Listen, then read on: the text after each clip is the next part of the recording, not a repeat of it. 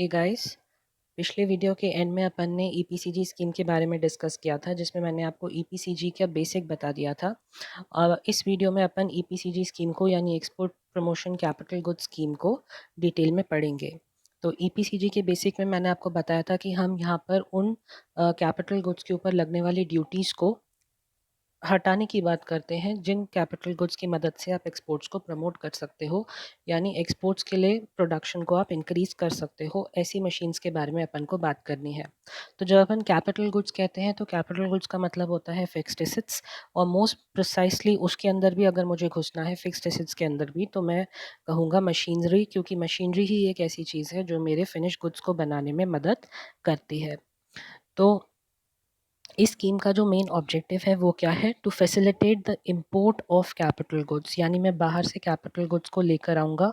Although ज़रूरी नहीं है कि सिर्फ बाहर से आए हुए कैपिटल गुड्स के ऊपर ही मुझे ड्यूटीज़ का जो एग्जेम्पशन है वो मिलेगा, हो सकता है डोमेस्टिक सोर्सिंग के ऊपर भी मुझे मिल जाए।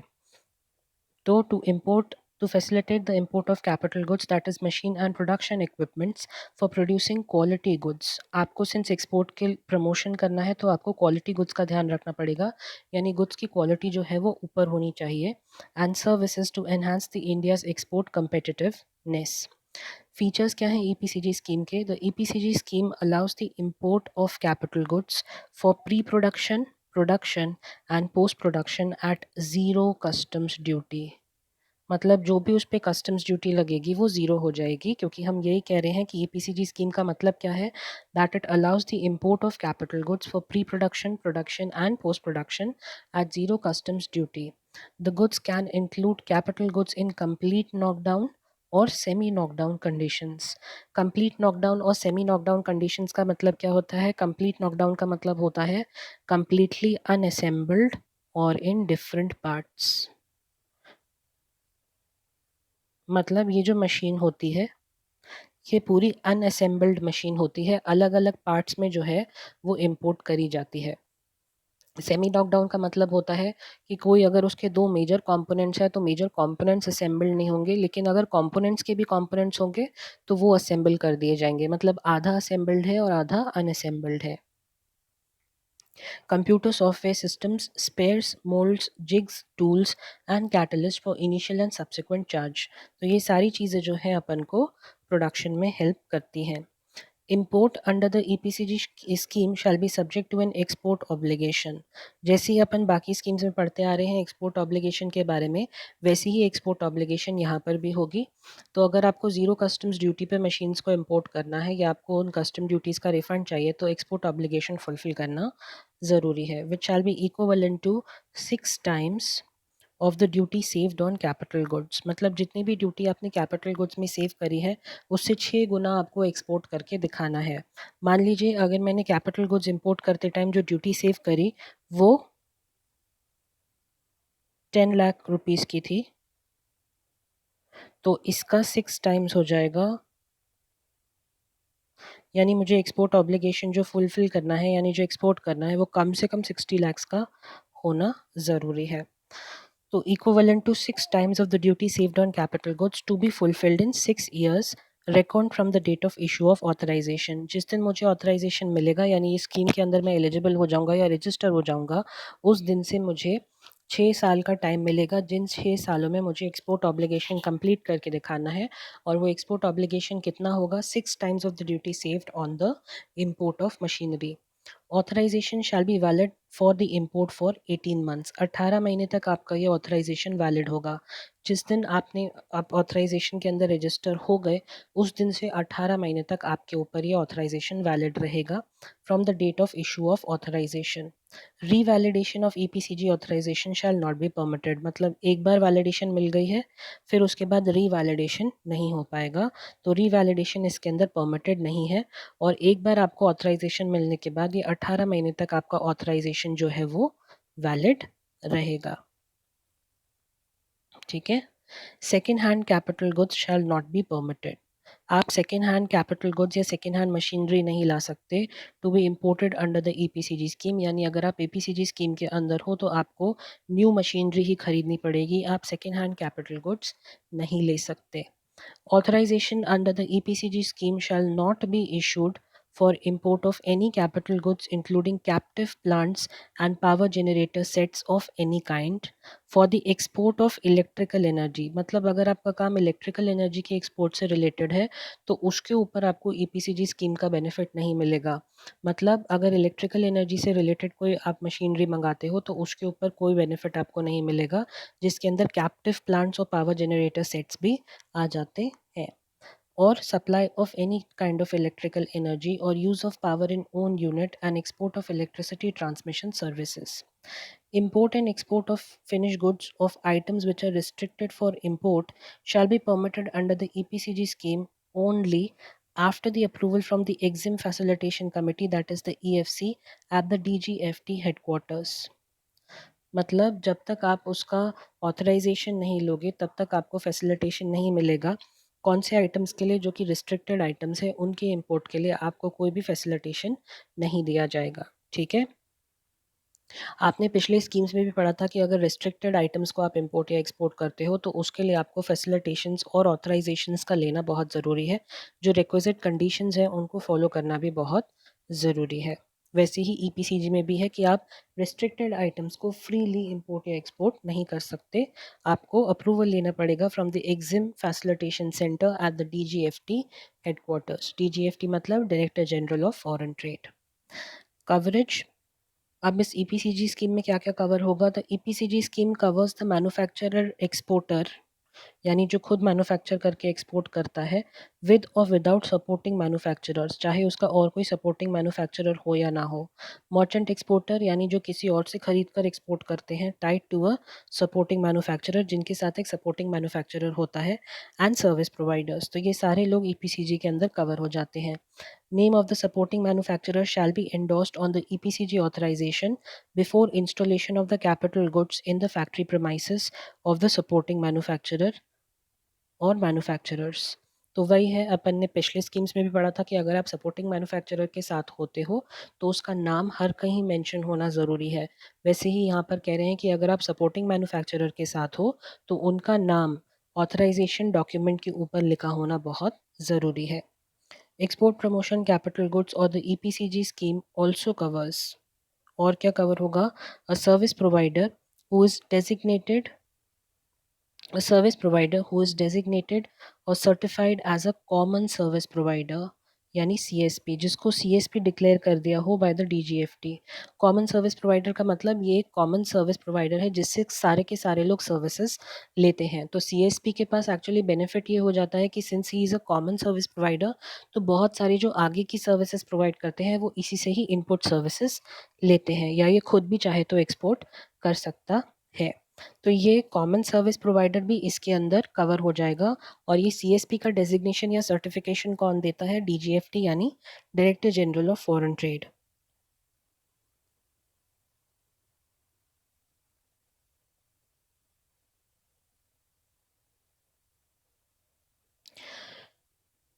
DGFT or the State Industrial Infrastructure Corporation, that is SIIC, in a town of export excellence, subject to the provisions of the Foreign Trade Policy or the Handbook of Procedures with the following conditions। तो कुछ conditions हैं जिसके बाद आपको CSP का दर्जा मिल सकता है।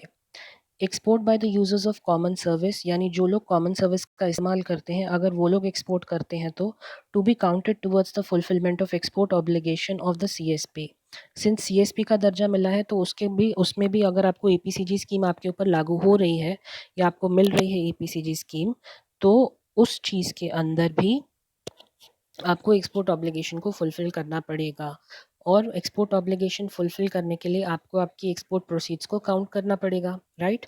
तभी तो आप पता लगा पाओगे कि ये 6 times of the duty saved है या नहीं है। तो उन एक्सपोर्ट प्रोसीड्स को काउंट करने के लिए अगर किसी सर्विस यूज़र ने, मतलब आप खुद एक सीएसपी है, मान लीजिए आप एक सीएसपी हैं, आप किसी दूसरे इंसान को एक आउटपुट सर्विस प्रोवाइड कर रहे हैं और वो जो दूसरा इंसान है उस सर्विस का इस्तेमाल कर कर आगे कोई सर्विस को एक्सपोर्ट करता है। तो एक तरीके से जो आपके यूज़र ने आगे उसको एक्सपोर्ट किया होगा तो उसके एक्सपोर्ट प्रोसीड्स भी आपके एक्सपोर्ट ऑब्लिगेशन के अंदर काउंट हो जाएंगे। तो वो यहाँ पे यही कह रहे हैं कि export by the users of the common service to be counted towards the fulfilment of the export obligation of the common service provider shall contain the EPCG authorization details of the common service provider in the respective shipping bills, and concerned RA must be informed about the details of the users prior to such export. तो concern regional authorities को भी inform करना पड़ेगा कि कौन कौन से users थे जिन्होंने इसको आगे एक्सपोर्ट किया है, तभी आप उसको काउंट कर पाओगे। तो CSP का काम क्या होगा यहाँ पे, जो ऑथराइजेशन है, ऑथराइजेशन के ऊपर रिस्पेक्टिव शिपिंग बिल्स और कंसर्न्ड आरए को आपको बताना पड़ेगा कि कौन कौन से यूज़र्स ऐसे हैं जिन्होंने आगे सर्विसेज को एक्सपोर्ट किया है, तभी उनके एक्सपोर्ट प्रोसीड्स को आपके एक्सपोर्ट ऑब्लिगेशन के अंदर काउंट किया जाएगा। तो एक तरीके से अगर मैं शॉर्ट में कहूँ तो ये वाला जो पॉइंट है यहाँ पे डीम्ड एक्सपोर्ट हो जाएगा, डीम्ड एक्सपोर्ट ऑफ सर्विस। ठीक है, such export will not count towards fulfillment of service specific export obligation in respect of other EPCG authorizations of the CSP or the user। मतलब अगर आपके पास और कोई ऑथराइजेशंस है तो उसके अंडर काउंट नहीं होगा, एक स्पेसिफिक सर्विस ऑब्लिगेशन के अंदर ही ये काउंट होगा। Authorization holder shall be required to submit a bank guarantee which shall be equivalent to the duty saved। Authorisation holder जो है, जिसके पास ईपीसीजी का ऑथराइजेशन है, उसको एक चीज़ करनी पड़ेगी कि उसको एक बैंक गारंटी सबमिट करनी पड़ेगी रीजनल अथॉरिटी के पास, जो कि आपके इक्विवेलेंट होगी of the amount of duty saved. यानी मेरे एग्जांपल में जब मैंने कहा था कि मैंने 10 लाख की ड्यूटी सेव करी है, तो मुझे 10 लाख तक का एक बैंक गारंटी बनाकर रीजनल अथॉरिटी को देना पड़ेगा कि अगर कल को मैं एक्सपोर्ट ऑब्लिगेशन फुलफिल नहीं कर पाता तो वो ये 10 लाख यूज़ कर कर मेरी ड्यूटी को पे कर देंगे। ठीक है, यानी जो ड्यूटी लगनी थी वो लग जाएगी और वो 10 लाख वो उसमें यूज़ हो जाएंगे। बैंक गारंटी का मतलब ये होता है कि मान लीजिए अगर आपने कहीं पर कोई पैसे देने हैं और आपने आगे प्रॉमिस किया हुआ है कि मैं 2-3 महीने बाद पैसे दूंगा, तो सामने वाले ने आपसे बोला कि मुझे आप पर ट्रस्ट नहीं है, आप मुझे किसी तरह की सिक्योरिटी दीजिए। आप बैंक के पास गए, अपने बैंक को बोला कि आप एक बैंक गारंटी मेरे नाम पर इशू कर दीजिए। बैंक वालों ने आपके नाम पर एक बैंक गारंटी थर्ड पार्टी को दे दी। अब टाइम आने पर अगर आप पैसे नहीं दे पाए तो बैंक वाले, तो वो जो थर्ड पार्टी है वो बैंक के पास जाएगा, वो बैंक गारंटी रिलीज़ करा लेगा अपने फेवर में और फिर उसको वो पैसे मिल जाएंगे। अब आपको क्या करना पड़ेगा, आपको बैंक को पैसे देने पड़ेंगे अलॉन्ग विद इंटरेस्ट, जितना भी बैंक गारंटी के ऊपर लगा होगा। Bank guarantee can be given by the common service provider और by any one of the users और a combination thereof at the option of the common service provider. तो यहाँ पर कॉमन सर्विस प्रोवाइडर को एक bank guarantee issue करनी पड़ेगी regional authorities के पास कि अगर वो कल को एक्सपोर्ट ऑब्लिगेशन को फुलफ़िल नहीं कर पाता, तो एक्सपोर्ट ऑब्लिगेशन फुलफ़िल ना कर पाने के कारण उसका ऑथराइजेशन चला जाएगा और जो भी ड्यूटी उसने सेव करी थी वो उसको पे करनी पड़ेगी। तो इसी चीज़ से डिपार्टमेंट ने खुद को बचाने के लिए एक क्लॉज रखा है कि आप हमको एक बैंक गारंटी दे दो, ताकि कल को अगर आप एक्सपोर्ट ऑब्लिगेशन फुलफ़िल नहीं भी कर पाते हो तो हम बैंक गारंटी का इस्तेमाल कर कर जो भी ड्यूटीज़ या टैक्सेस हैं उनको हम रिकवर कर लेंगे। Actual user condition, the import of capital goods shall be subject to the actual user condition, so it shall be subject to the actual user condition, यानी आपको एक actual user होना पड़ेगा उन goods का। Till the following export obligation is completed, जब तक कि following export obligation complete नहीं होती तब तक आपको actual user बनना पड़ेगा उन goods का, यानी उन fixed assets का या उन machines का जिनको आप import कर कर लेकर आए हो। Export obligation shall be fulfilled by the authorization holder through export of goods which are manufactured by him or his support। तो आपको एक्सपोर्ट ऑब्लिगेशन कैसे फुलफिल करना है, अगर आप एक ऑथराइजेशन होल्डर हो जिसने ये स्कीम ली है, who is an authorised holder of the scheme, तो आपको क्या करना पड़ेगा, जो एक्सपोर्ट ऑब्लिगेशन स्पेसिफिकली लिखी गई है उस एक्सपोर्ट ऑब्लिगेशन को आपको फुलफिल करना बहुत ज़रूरी है। Export obligation under the scheme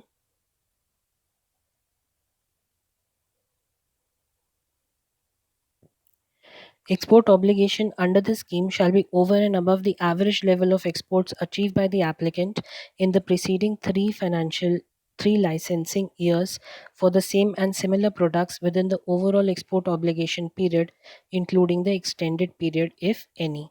तो एक्सपोर्ट ऑब्लिगेशन इस स्कीम के अंदर उतना होगा जितना आपने पिछले 3 सालों में एवरेज लेवल पर अचीव किया है, या फिर उससे ज़्यादा भी हो सकता है। except for the categories mentioned in paragraph 5.13a of the Handbook of Procedures. Such average would be the arithmetic mean of the export performance in the preceding 3 licensing years for same and similar product. तो आपको पिछले 3 सालों का average लेना है और उस average के ऊपर आपको एक्सपोर्ट ऑब्लिगेशन फुलफिल कर कर दिखाना है. इन case of indigenous sourcing of capital goods, अगर आप इंडिया से ही कैपिटल गुड्स खरीदते हो यानी local sourcing of capital goods, the specific export obligation shall be 25% less than the export obligation stipulated in the EPCG scheme.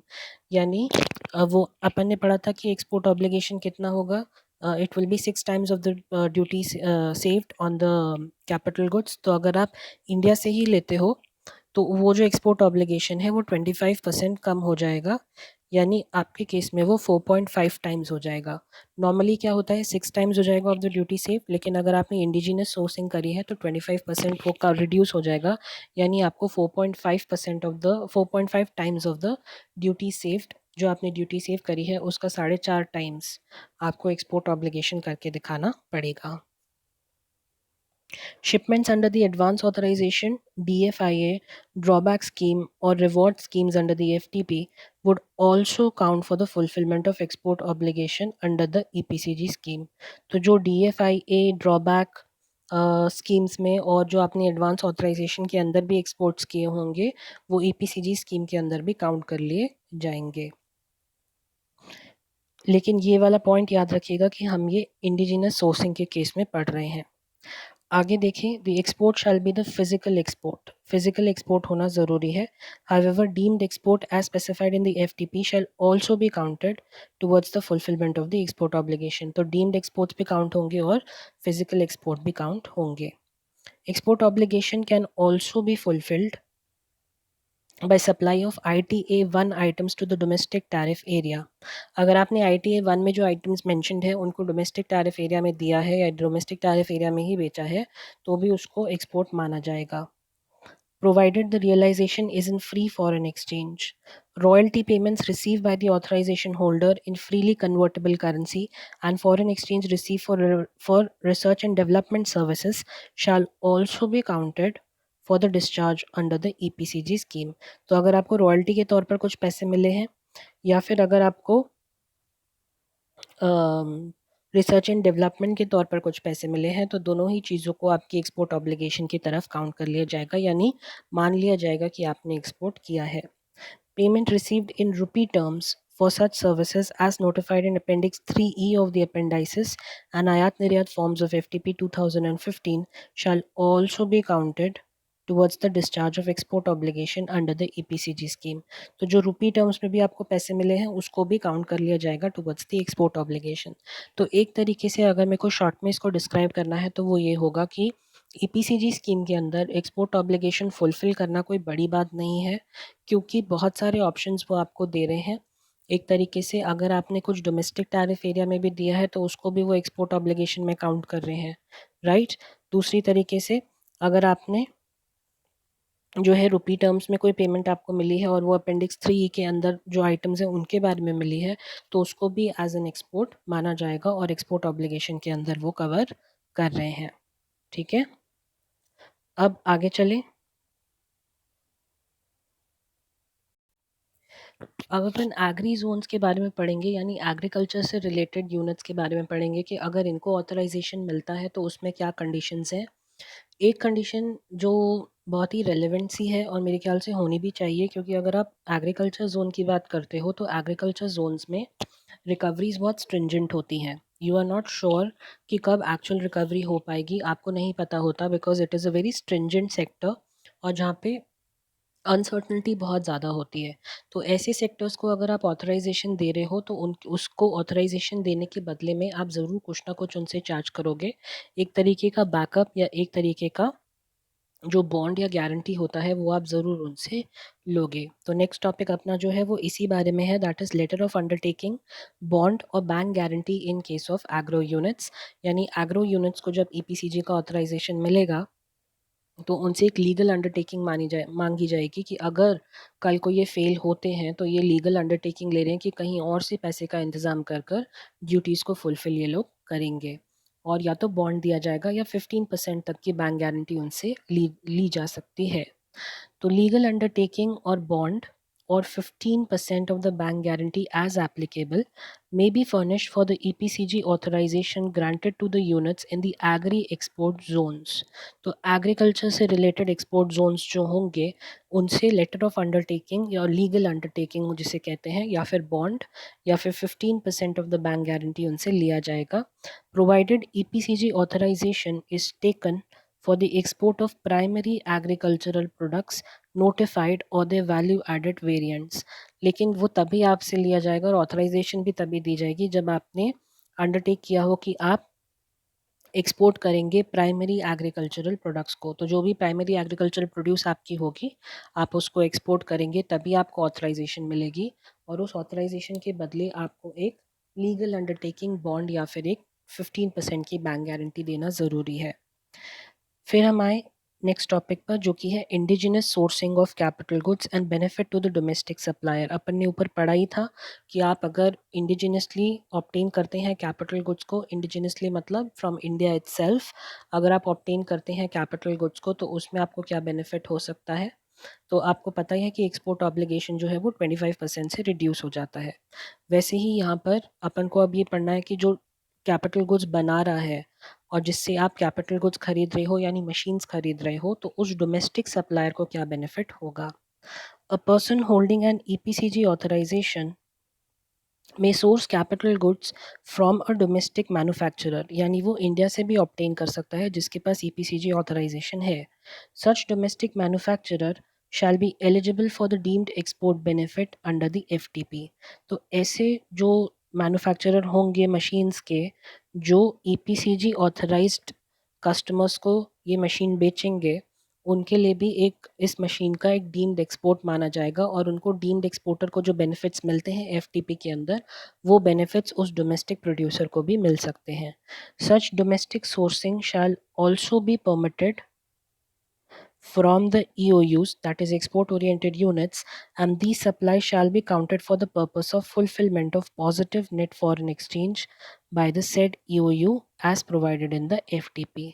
तो अगर आप export oriented unit से भी मशीन ऑब्टेन करते हो तो एक्सपोर्ट ओरिएंटेड यूनिट के लिए भी उसे डीम्ड एक्सपोर्ट ही माना जाएगा, और calculation of net positive net foreign exchange NFE जिसको अपन एक्सपोर्ट ऑब्लिगेशन में कवर करते हैं उसके लिए ये एक वैलिड मानी सेल मानी जाएगी, वैलिड एक्सपोर्ट सेल मानी जाएगी या डीम्ड एक्सपोर्ट इसको कहेंगे और वो काउंट की जाएगी।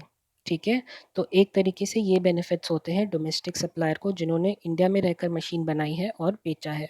तो जो डोमेस्टिक सप्लायर होगा डोमेस्टिकली लोकेटेड होगा यानी इंडिया का लोकल सप्लायर होगा मशीन्स को लेकर, और अगर किसी EPCG ऑथराइज्ड कस्टमर ने उससे वो मशीन खरीदी है तो उसके लिए वो डीम्ड एक्सपोर्ट माना जाएगा और डीम्ड एक्सपोर्टर के जो बेनिफिट्स हैं FTP में वो उसको मिल जाएंगे। Calculation of the export obligation in case of direct imports, export obligation shall be reckoned with the reference to the actual duty saved on the amount। अपन ने ऊपर पढ़ाई था कि 6 times of the duty saved, तो आपने जितनी भी duty save करी है on the actual amount of the machinery तो उतनी ही आपको एक्सपोर्ट ऑब्लिगेशन करके दिखानी पड़ेगी यानी उसकी 6 times की। In case of domestic sourcing, अब अगर आप डोमेस्टिक सोर्सिंग करते हो तो एक्सपोर्ट ऑब्लिगेशन कैसे काउंट होगी। It shall be record with the reference to the notional customs duty saved on the FOR value. तो नोशनल कस्टम ड्यूटी मतलब एस्टिमेटेड कस्टम ड्यूटी।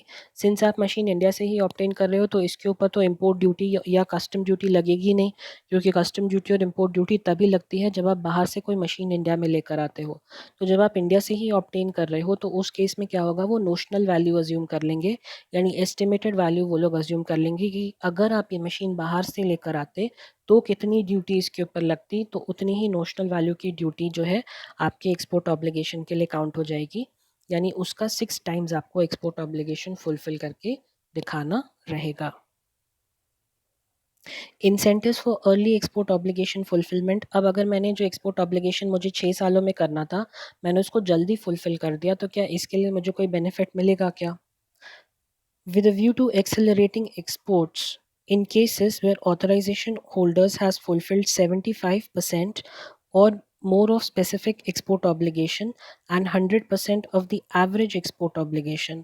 यानी या तो उसने 75% या उससे ज़्यादा तक की एक्चुअल एक्सपोर्ट ऑब्लिगेशन कंप्लीट कर ली, या फिर 100% of the average export obligation, average पिछले 3 सालों की निकाली जाएगी, तो या तो आपने उसका 100% ही अचीव कर लिया, या फिर जो एक्चुअल आपकी एक्सपोर्ट ऑब्लिगेशन होनी चाहिए 6 टाइम्स काउंट कर कर, अगर आपने उसका 75% या उससे ज़्यादा अचीव कर लिया है, तो क्या होगा, if any, in half or less than half of the original export obligation period.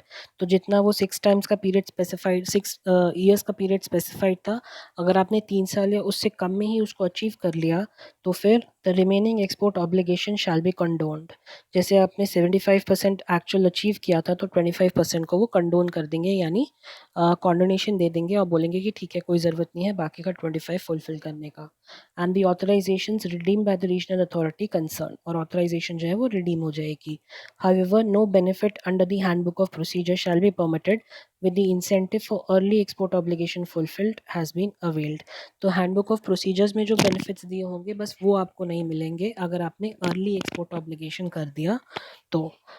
Otherwise जो आपके पास ऑथराइजेशन है उसको रिडीम कर दिया जाएगा, यानी जो आपने टैक्सेस दिए थे उनको वो लोग रिडीम करके आपको उसका बेनिफिट प्रोवाइड कर देंगे। ठीक है, क्लियर हुआ यहाँ तक? इजी है, इतना कुछ डिफ़िकल्ट नहीं है इसके अंदर, बार बार पढ़ेंगे तो आपके दिमाग में ये बैठ जाएगा। Reduced export obligation for green technology products. अब ग्रीन टेक्नोलॉजी प्रोडक्ट्स की बात कर रहे हैं यहाँ पर, तो ग्रीन टेक्नोलॉजी प्रोडक्ट्स के केसेस में एक्सपोर्ट ऑब्लिगेशन को थोड़ा कम कर दिया गया है। क्यों? Because they are environmental friendly products, इसलिए उसको ग्रीन टेक्नोलॉजी प्रोडक्ट कहा गया। For exporters of the green technology products, ऐसे एक्सपोर्टर्स जो ग्रीन टेक्नोलॉजी प्रोडक्ट्स में डील करते हैं या एक्सपोर्ट करते हैं, specific export obligation shall B 75% of the export obligation. तो जो एक्चुअल एक्सपोर्ट ऑब्लिगेशन होनी चाहिए उसका वो 75% जो है वो ग्रीन टेक्नोलॉजी प्रोडक्ट्स को उन्होंने एक इंसेंटिव दे दिया है कि आपको 100% एक्सपोर्ट ऑब्लिगेशन जो एक्चुअल होनी चाहिए उतनी करने की ज़रूरत नहीं है, आप उसका 75% भी कर सकते हो। The list of green technology products is given in para 5.29 of the Handbook of Procedures। तो 5.29 में वो दिया हुआ है, इतना कुछ वो इसमें ज़्यादा नहीं है। Reduce export obligation for north east region and Jammu and Kashmir, तो north east region and Jammu and Kashmir को भी रिड्यूस्ड एक्सपोर्ट ऑब्लिगेशन का बेनिफिट है। For units located in Arunachal Pradesh, Assam, Manipur, Meghalaya, Mizoram, Nagaland, Sikkim, Tripura and Jammu and Kashmir, specific export obligation shall be 25% of the export obligation। तो यहाँ पर इनको benefit क्या मिल गया है कि इनकी तो एक्सपोर्ट ऑब्लिगेशन 75% से रिड्यूस होकर सिर्फ 25% रह गई है, कि मतलब अगर वहाँ पर मुझे 100 लाख का एक्सपोर्ट ऑब्लिगेशन करना था और अगर मैं नॉर्मली जाऊँ तो, और अगर मैं इन सब स्टेट्स में हूँ तो मुझे सिर्फ 25 लाख तक का ही एक्सपोर्ट ऑब्लिगेशन फुलफिल करने की ज़रूरत है। Post export EPCG duty credit scripts. अब आपको ड्यूटी क्रेडिट स्क्रिप्ट्स के तौर पर आपको क्रेडिट्स मिल जाते हैं ड्यूटी के, जो भी आपने पे की होगी तो उसको, और वो एक्सपोर्ट करने के बाद ही मिलते हैं, इसलिए कहा गया है कि post export EPCG duty credit scripts. अब इन स्क्रिप्ट्स का आप क्या यूज़ करते हो?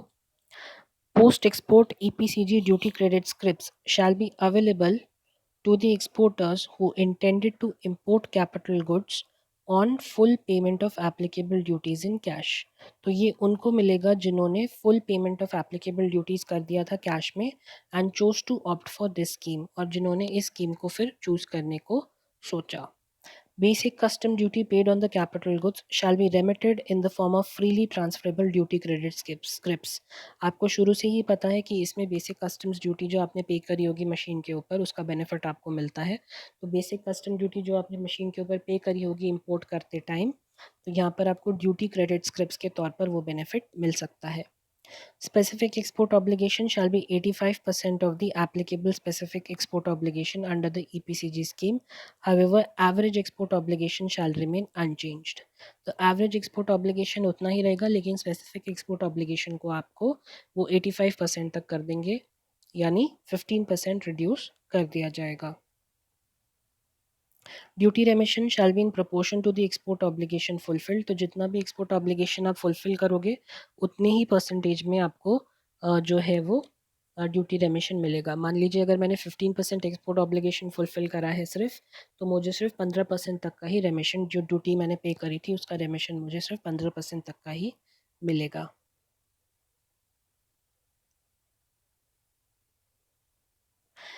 All provisions for utilization of scripts issued under the FTP shall also be applicable for the post export EPCG duty credit scripts.